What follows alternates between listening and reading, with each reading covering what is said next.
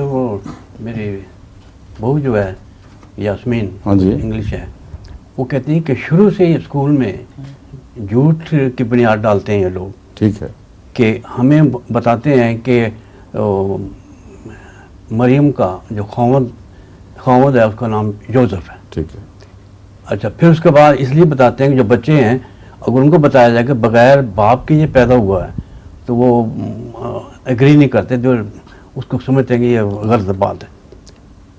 پھر سے میں نے پوچھا تو پھر کیا کام چلتا ہے، تو کہیں گے جب ہم بڑے ہو جاتے ہیں تو خود پتہ لگ جاتا ہے کہ یہ بغیر باپ کے تھا، انہوں نے ہمیں جھوٹ بولا ہے. کہ دوسری کتابیں جو ہیں وہ یہ بتاتی ہیں، اپنی کتابیں جو ہیں کہ یہ جو یوسف نجار تھا یہ بعد میں ان کا ہسبینڈ بنا.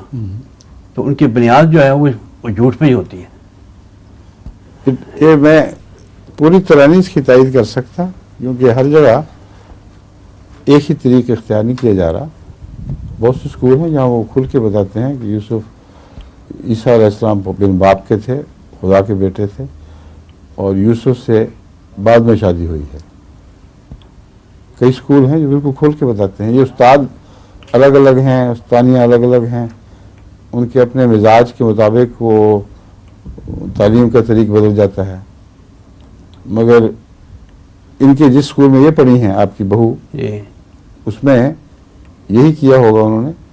یا یہ بھی ہو سکتا ہے کہ استانیہ مذہب جو سکھاتی ہیں وہ سب مذہب پر یقین بھی نہیں رکھتی، کہ ایسی بھی ہو سکتی ہیں جو دہریاں ہوں اور دل میں یقین ہو کہ یہ یوسف کا بیٹا تھا، اس لیے وہ یہ بھی کہہ دیتی ہوں گی. تو یہ ایک چیز نہیں ہے جو یکساں سب جگہ رائج ہو.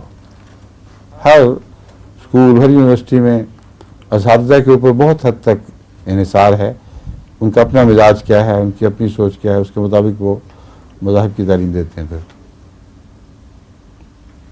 لیکن 30 سال پہلے تو یہ کنسیپٹ یہی تھا سب کا کہ یہ جو ہیں یہ شروع میں بچوں کو سکھاتے ہیں وہ یہی ہے کہ وہ میں آپ کو بتا رہا ہوں، میں تو سب بچے مجھے ملتے ہیں، باتیں ہوتی ہیں ساری.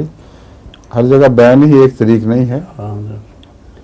استاد یا استانی جو مذہب کی ہے ان کے اپنے مزاج سے بہت حد تک تعلیم کے طریق کا تعلق ہے.